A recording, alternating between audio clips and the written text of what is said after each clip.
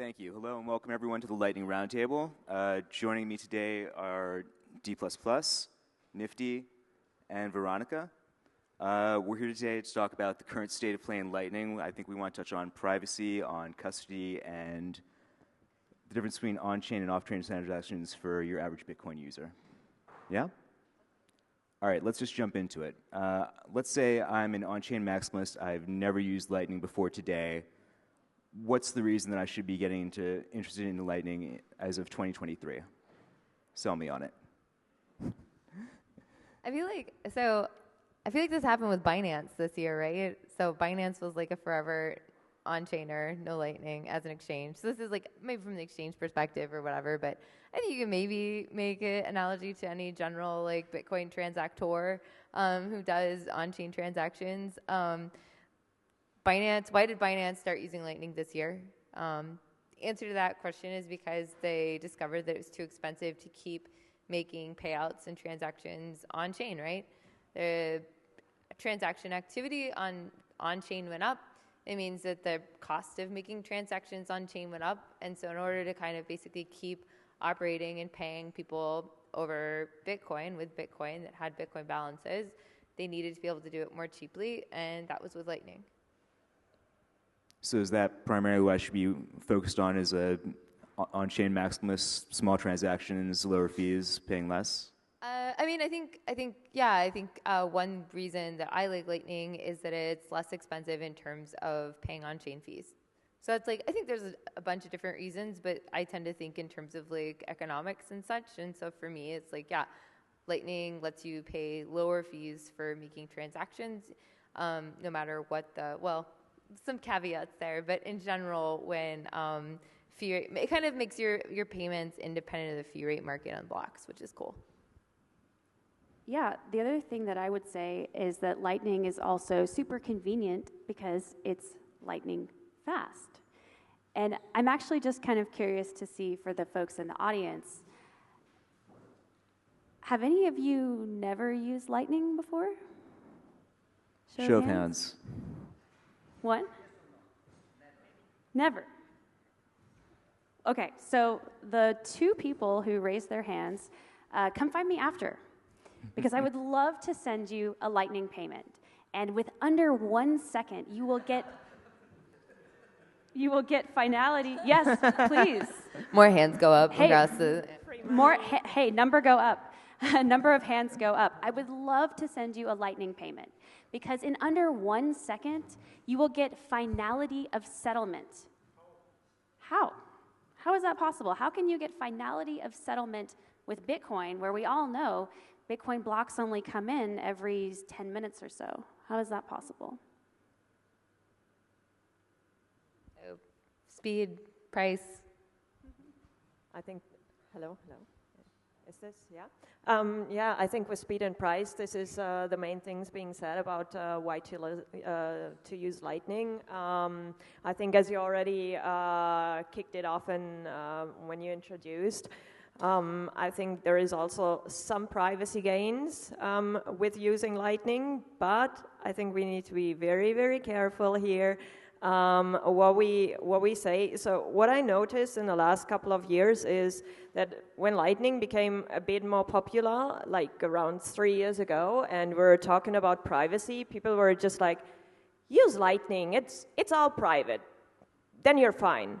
And and the more people looked into Lightning and the more people started understanding how it works, they actually realized that it's not as private as we thought it is. And what I think is a bit of an issue is that people suddenly switched from this Lightning is hyper-private to saying that Lightning is not private at all. And this is also one of the misconceptions, I think, currently, that some people frame it as if it's like a network that is being monitored, and and I think when we're talking about the privacy thing, we also, the whole debate is kind of a mishmash, because first of all, I think it's important that we bear in mind where we're coming from at the moment, yeah? So every digital payment at the moment, every digital payment you do with fiat money is completely like surveyed, kind of controlled.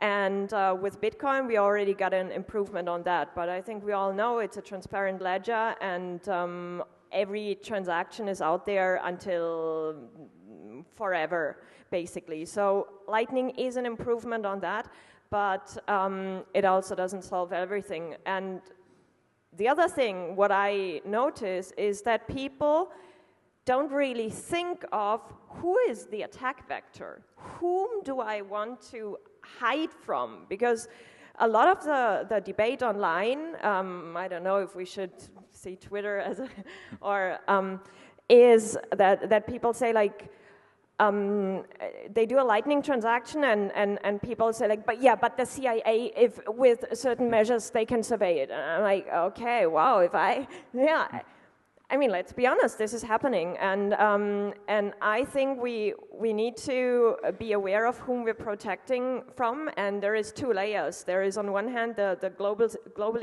eavesdroppers, who like ISPs, and who basically can survey the internet traffic itself, and it's very difficult to protect against those. And then we have like local eavesdroppers, like which is compromised routing nodes on the path, and yeah, so this is an where we have certain privacy like implications, and yeah, I think you were also another thing is the and we need to differ between like on-chain and off-chain privacy. I think you D++, you were mentioning this earlier when we were talking outside. When you spin up a node at home and you publish your IP. How private? Right, so it's important how you framed the privacy debate, because the question is, who do you have privacy from? So Lightning has pretty good privacy from the sender side, which is to say, if I'm sending a Lightning payment to you, I have pretty good enhanced privacy benefits. But on the receiver side, I do have to kind of give you the address to my house. And you get the address to my house, but you also get to look inside of my house and like kind of guess, you know, how much money I have inside my house. So, but you have to understand that this is not binary, right? So when we say things like, you know, Lightning is free or Lightning is opaquely private, it's not actually fair, because while Lightning does provide us with privacy benefits and savings on fees, as Nifty pointed out, there are certain types of transactions in which it might actually be cheaper to transact on the Bitcoin blockchain.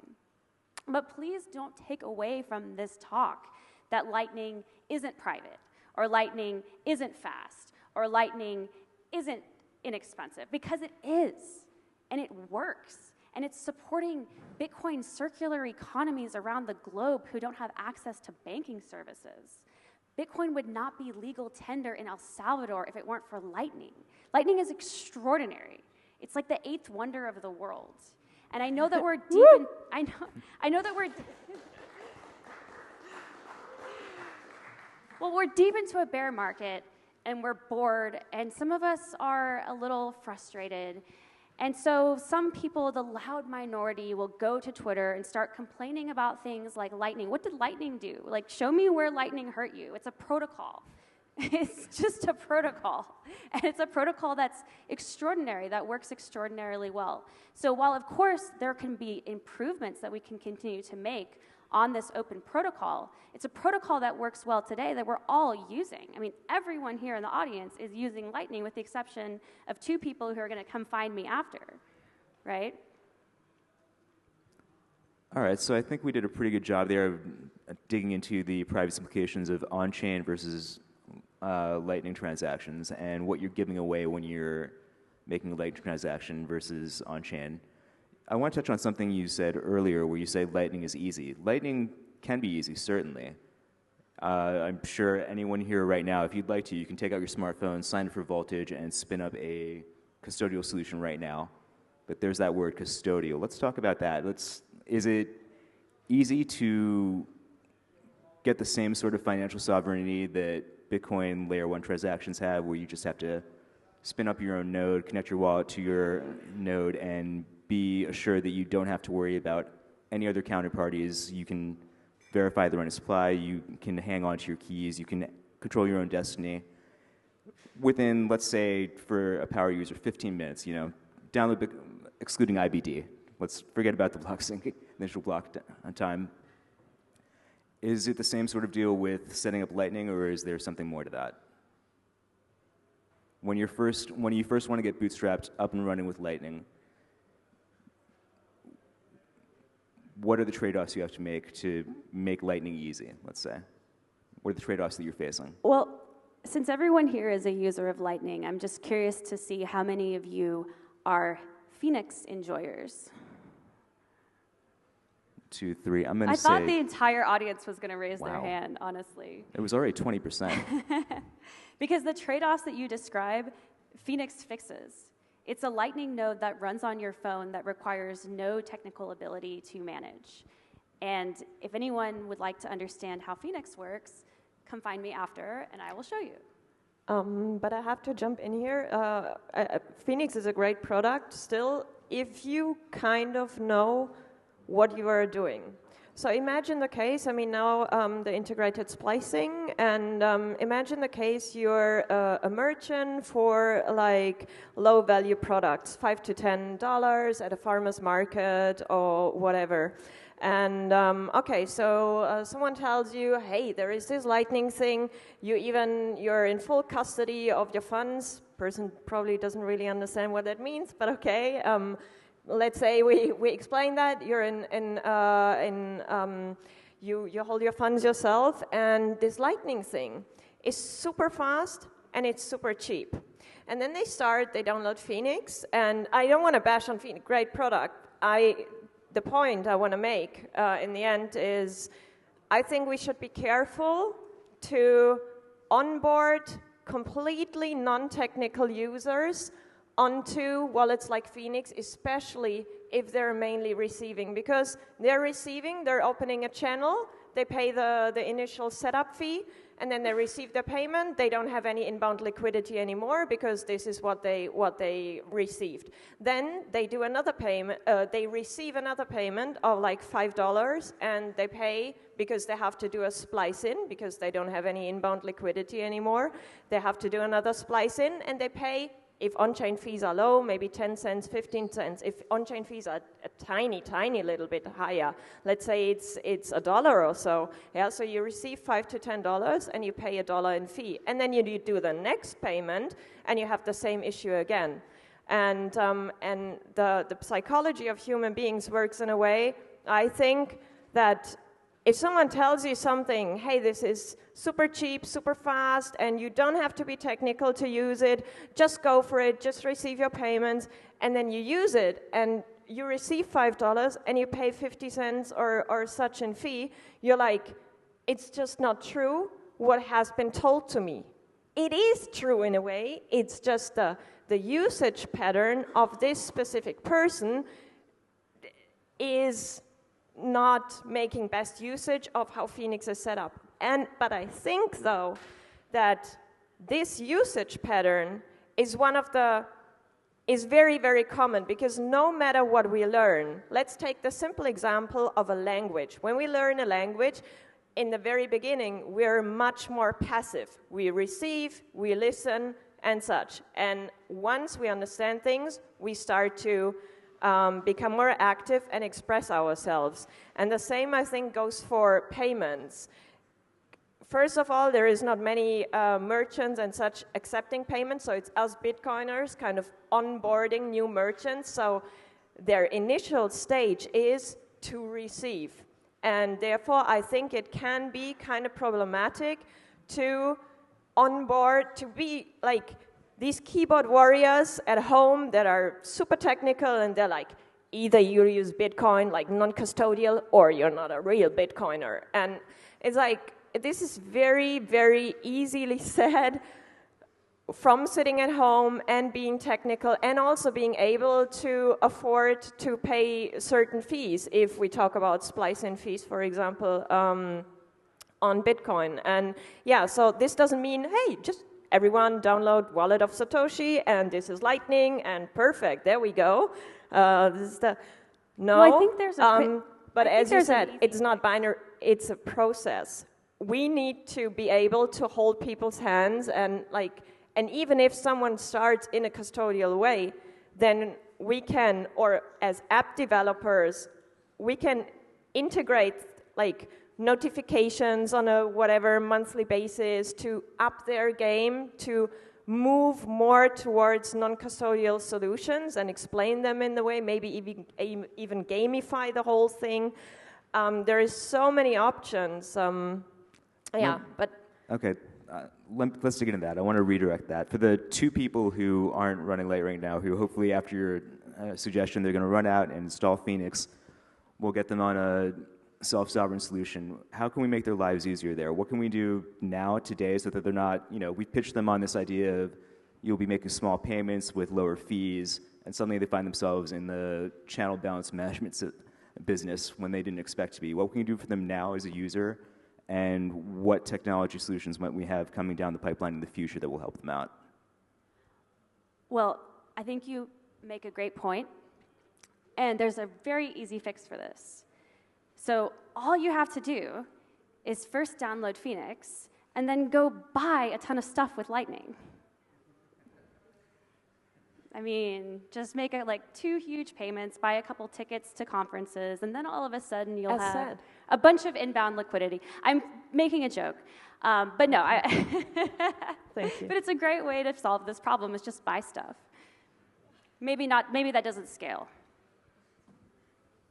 Yeah, I feel like, just to kind of go back to the original question that Afshin had about, how difficult is it? Like, what are the difficulties, right?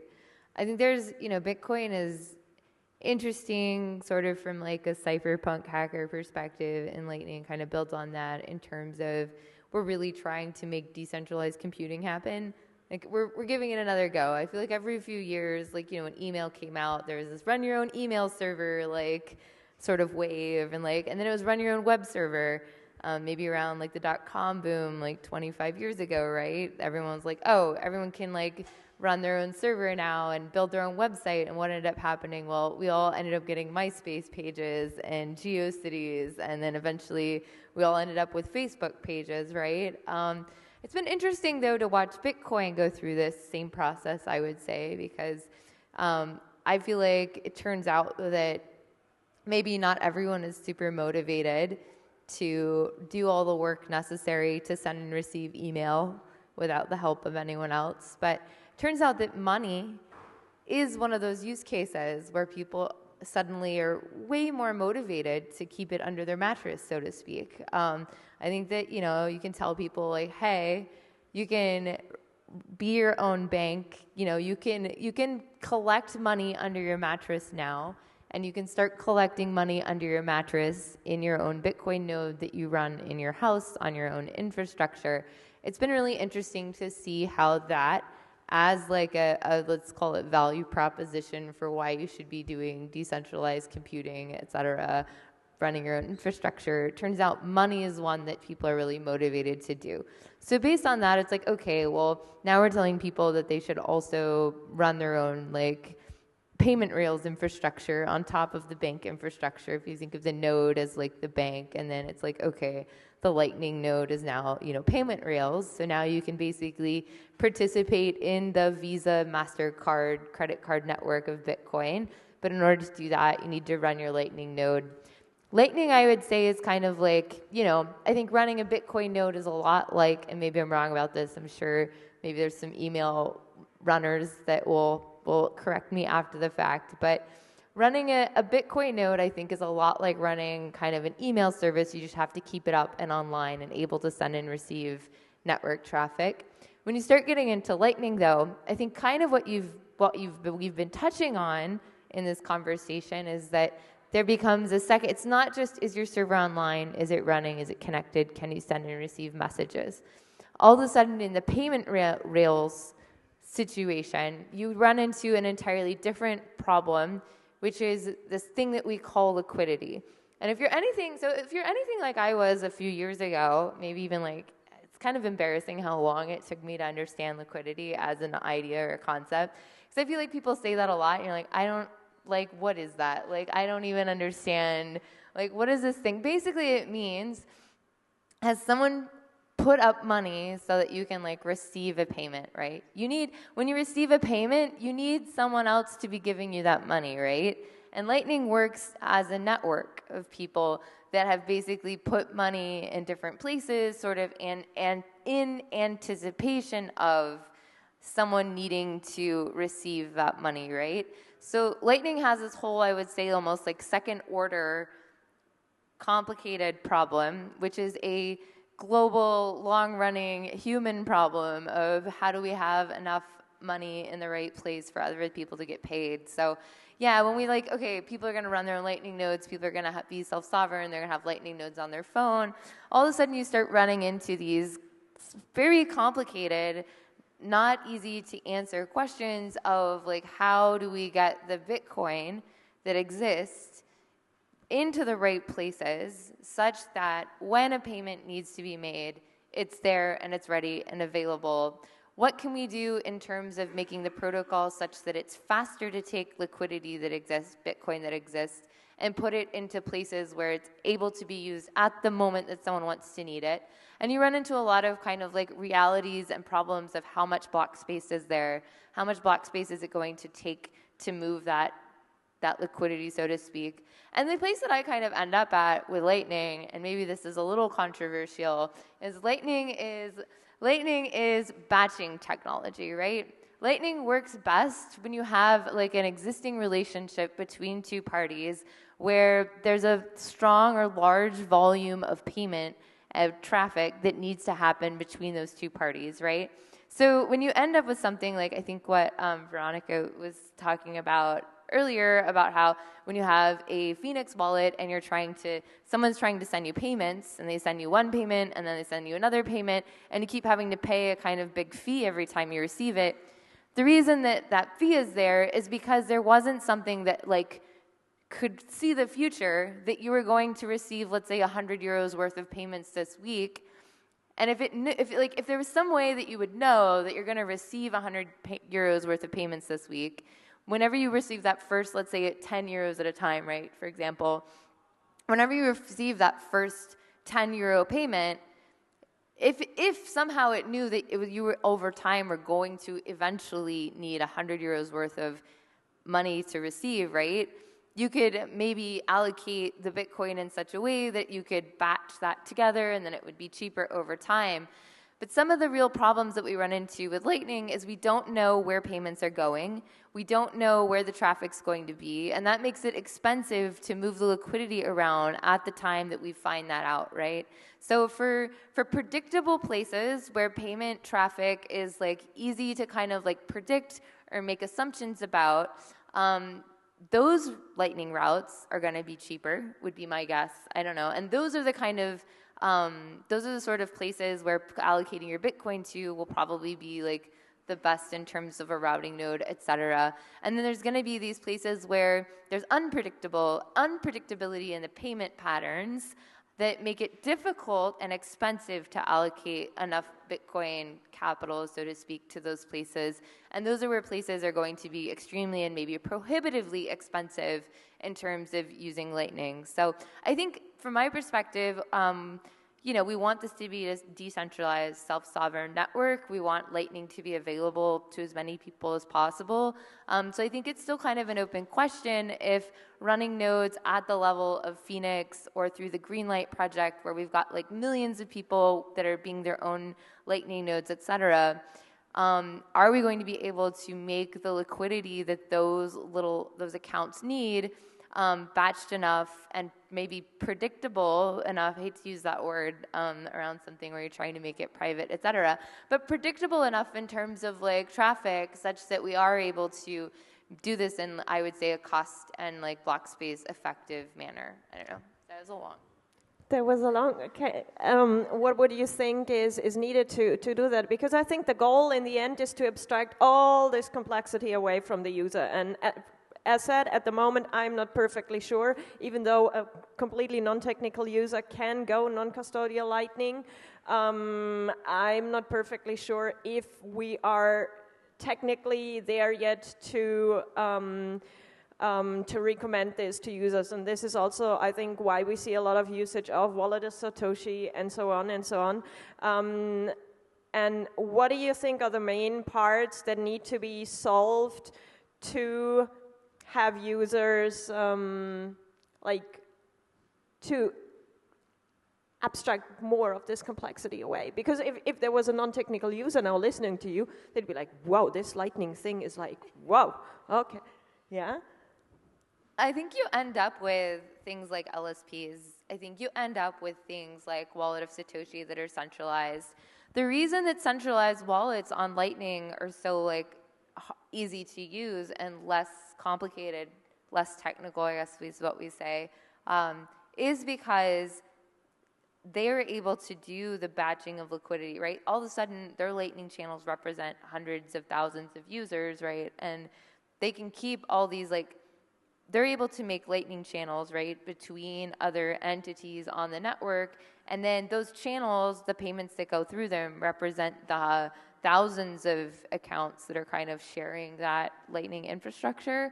So I think you actually do get, to some extent, with like centralized services like that, and it's kind of sad to say, but I think that actually does make Lightning, the Lightning use case of batching transactions, far more powerful, because you are able to kind of like, I don't know, amortize the cost of those channel operations and that liquidity management across thousands of people instead of one-on-one at that level. So I think this is something that, like, you know, I think we'll see things like LSPs. I think eCash and collectives will probably have some benefits in terms of like their cost effectiveness that way.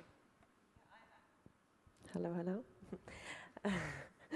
Yeah, I basically see Lightning as kind of the interoperability layer between all these other protocols that are coming up. No, we have sidechains at the moment. It's mainly, yeah, it's Liquid. We have eCash. We have stuff like Arc that is, I don't know how far they proceeded from like pushing out that idea in like April or May.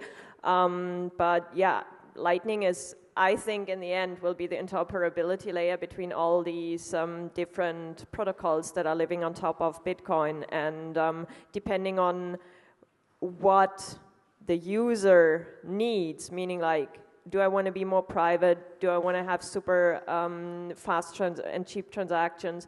What do I actually want? Which protocol do I use for this? And here again, the difficulty is to abstract, because the user doesn't, they don't want to know if they're using eCash or if they're on Arc at the moment. Basically, I think in the end, we'll just have everything connected with Lightning invoices, and then have these gateways from one protocol to another. I was actually quite hyped when I was in Prague, at BTC Prague in June this year, and I paid my first beer with eCash, and I just scanned a Lightning QR code, and I was like, cool, high future. Yeah. Yeah, I think eCash is really cool because, again, like, you know, the way that I think about like Lightning and scaling and how do we scale Lightning, it's that, well, we need protocols that help us batch intensive transactions between parties to some extent. And yeah, like, I think like some of the cool stuff about the fact Lightning existing, like Lightning is the first ever like decentralized open protocol payment rails that exist. And so it's really, really cool that any Bitcoiner today that wants to can download a mobile wallet or go and download one of the bigger, like almost like server-side Lightning node implementations and are able to literally be your own bank, be your own payment rails, participate in a global payment settlement network. Like that's incredibly new.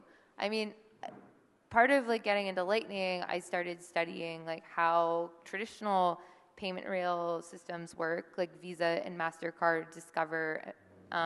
Well, the two big ones, Visa and MasterCard, the only way that you can join that network as a participant and send and receive like the digital traffic that is payments on it is you must be a bank. You must be a, like, at least in the United States, like federally like knighted and get like, you know, the touch from the regulators that you are allowed to be a depository institution before you're even considered to be allowed to process digital payments for either the Visa or the MasterCard network.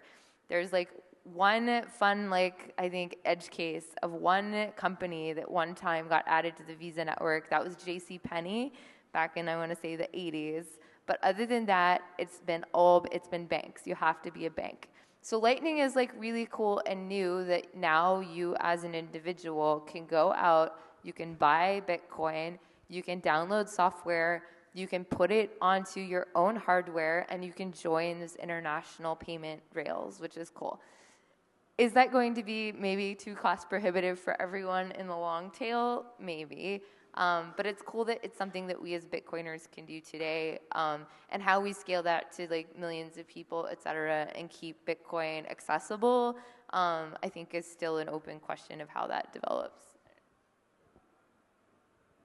It's a very important point. I think you have the option to go non-custodian and take part in the network, and optionality in the end is luxury, is freedom of decision. Yeah. Whereas, as you perfectly pointed out, like it's just not possible to be part of those networks, the traditional payment systems at the moment. Yeah.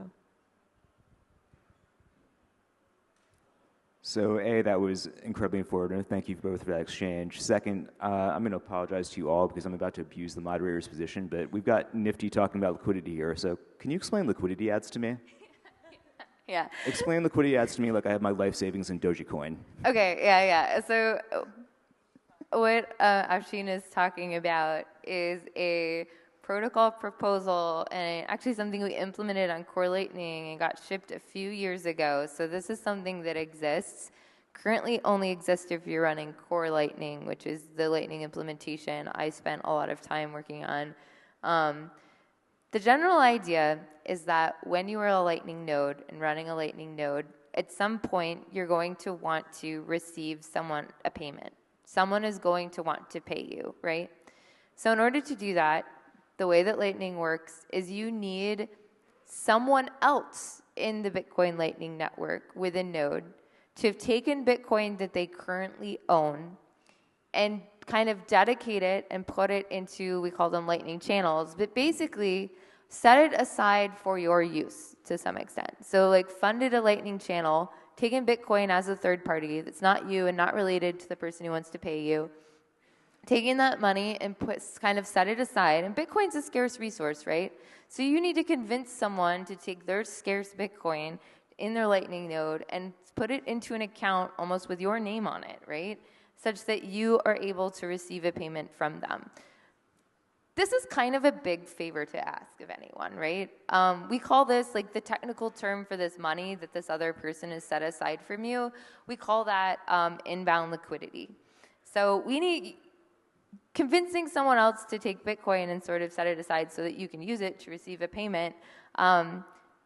Wouldn't it be nice if you could pay someone to do that favor for you? So instead of making it like a social favor or like you ask them and they do it, they open a channel with Bitcoin in it in your direction as the thing, what if there was a way that you, as a node, in a decentralized manner, could find someone, look through like a series of advertisements of people that are willing to do this.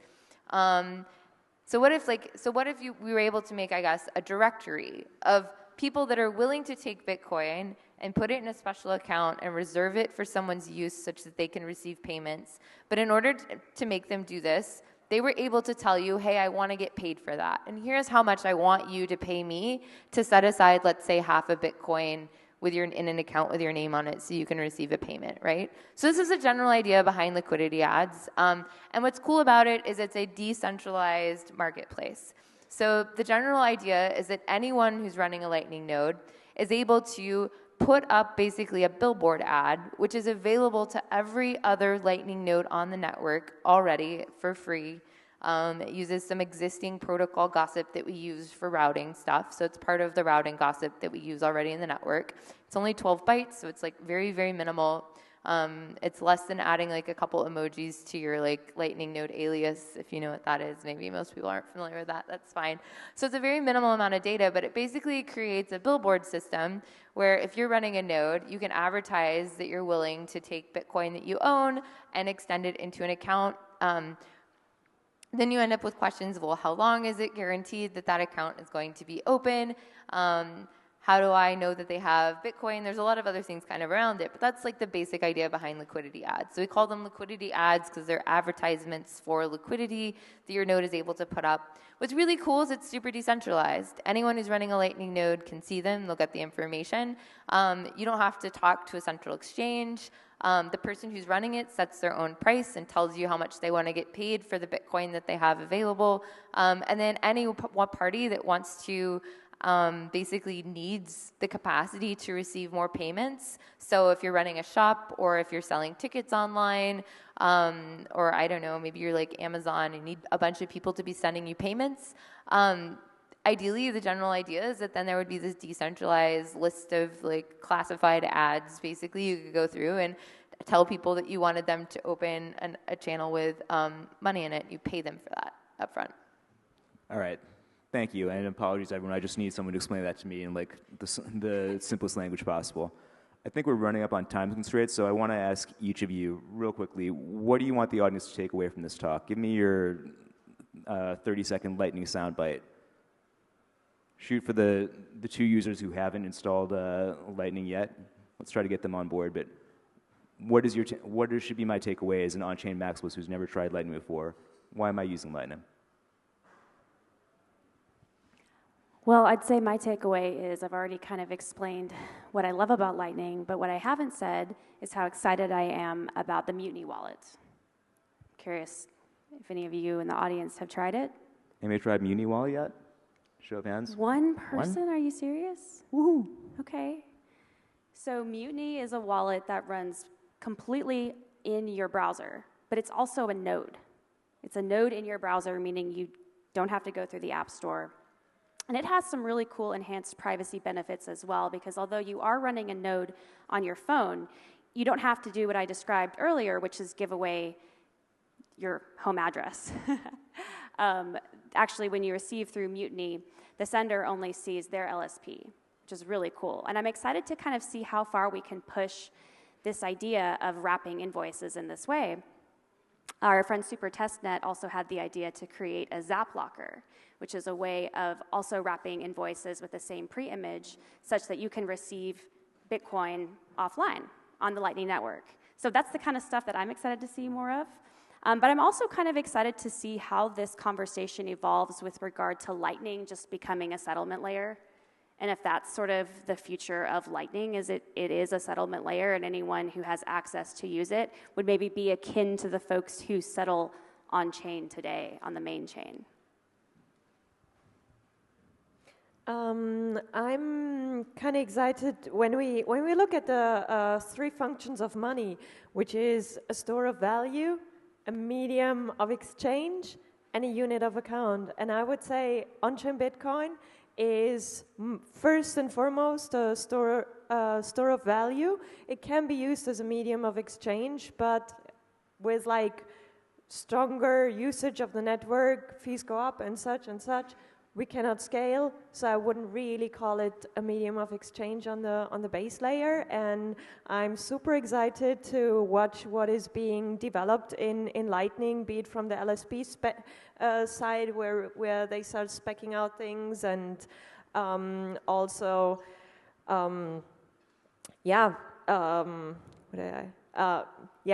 so there is a lot of things being built in Lightning. We have 3 SDKs, exactly. That was the thing that are being developed now. One by Spiral, one by Lightspark, and another one from Breeze. And this makes it super easy for app developers and whomever to integrate Lightning into their applications. And I think this really makes a very, very fertile ground for kind of like a Cambrian explosion of Lightning usage. And yeah, I'm basically very excited about starting to see Bitcoin becoming more of a medium of exchange. Cool. Just quickly, I guess now's a great time to get into Lightning now rather than later, because who knows what the future is going to look like, and how much more expensive or difficult it might be to set one up and get running. Other thing is, if you're someone who is really good and talented at figuring out where payments are going to go and can predict the future and want to build like a magic 8-ball that can help with the liquidity allocation project on Lightning, Lightning needs you.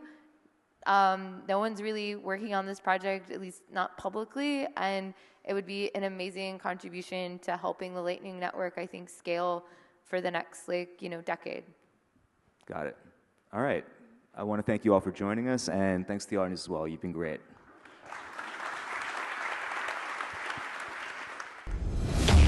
Thank you, Miami, for the last 3 years in this amazing city. The whole world shut down, but Miami welcomed us with open arms. We want to show Bitcoin to the whole world. We are taking the conference on the road to set the stage for Bitcoin in a new city.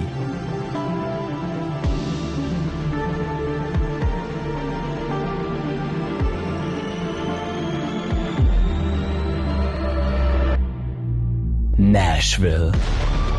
Bitcoin 2024 is coming to Nashville in Tennessee, a city that is known as a music and freedom city. Bitcoin 2024 in Nashville from July 25th to 27th.